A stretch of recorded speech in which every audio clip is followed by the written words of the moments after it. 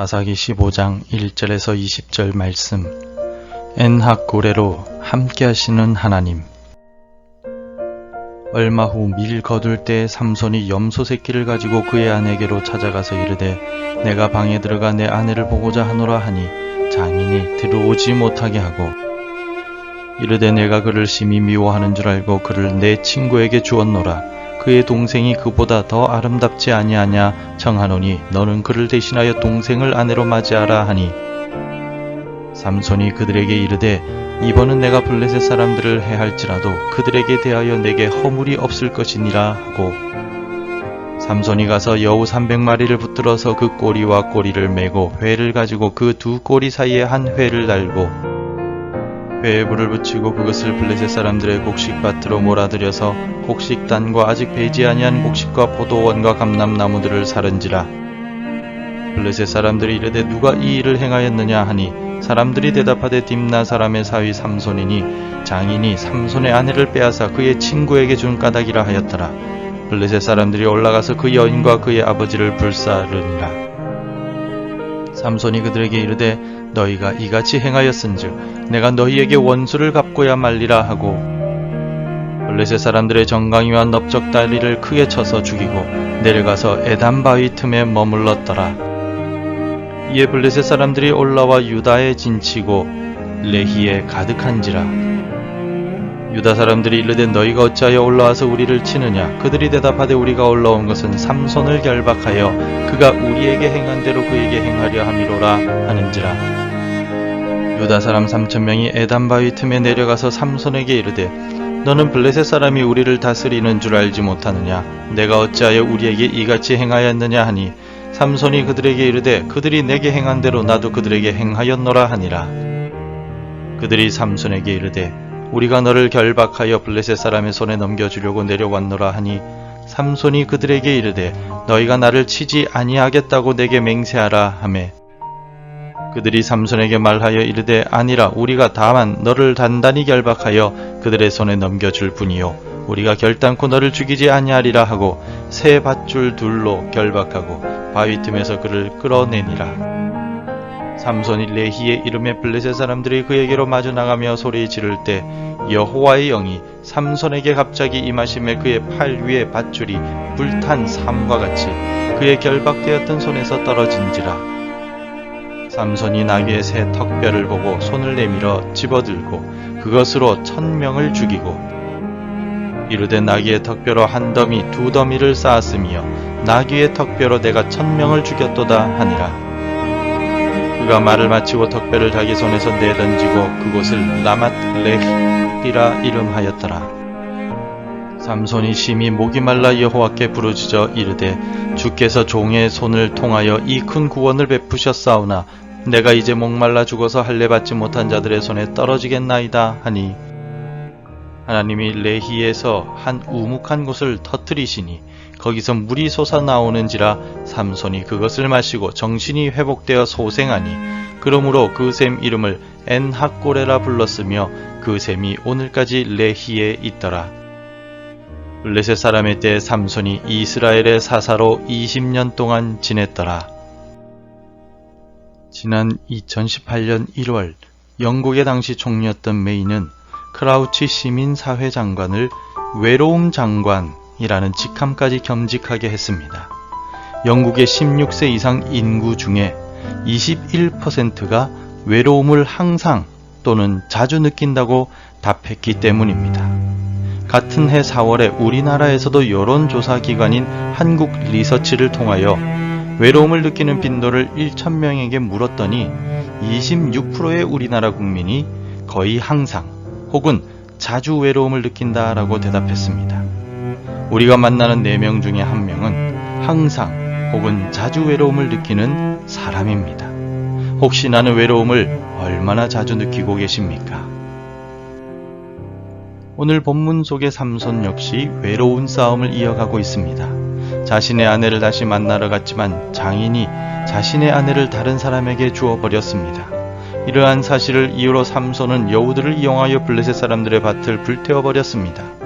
블레셋 사람들은 화가 나서 삼손의 아내와 장인의 생명을 빼앗았습니다. 삼손이 자신의 아내와 장인을 해친 블레셋 사람들에게 복수하고 에담 바위 틈에 머물렀습니다.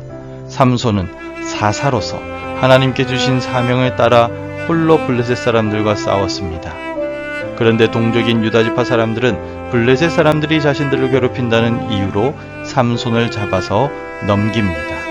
13절에 그들이 삼손에게 말하여 이르되 아니라 우리가 다만 너를 단단히 결박하여 그들의 손에 넘겨줄 뿐이요 우리가 결단코 너를 죽이지 아니하리라 하고 새 밧줄 둘로 결박하고 바위 틈에서 그를 끌어내니라. 동족 유다지파는 자신들의 안위만을 생각한 채 자신의 동족을 블레셋에게서 구원하기 위해 싸우는 삼손을 팔아넘기고 있습니다. 삼손은 혼자서 블레셋과 외롭게 싸우고 있습니다.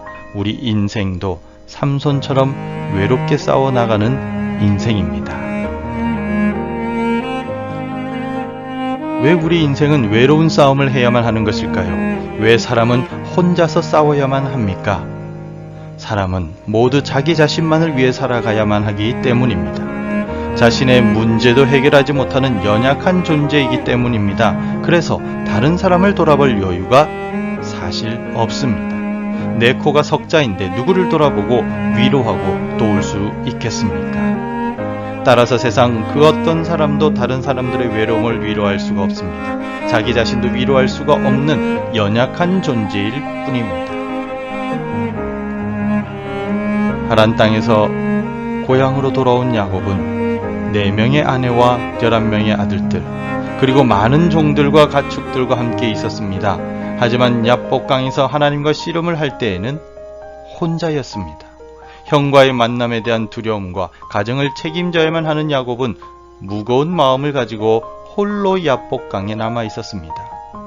그는 하란에서부터 많은 가족들과 종들과 함께 왔었지만 정작 가장 중요한 순간에는 홀로 남겨졌었습니다.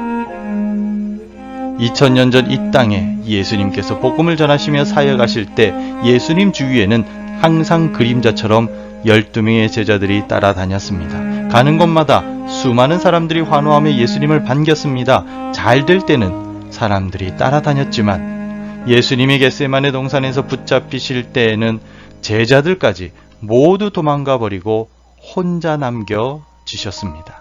우리 주님께서는 십자가의 길을 홀로 걸어가셨습니다.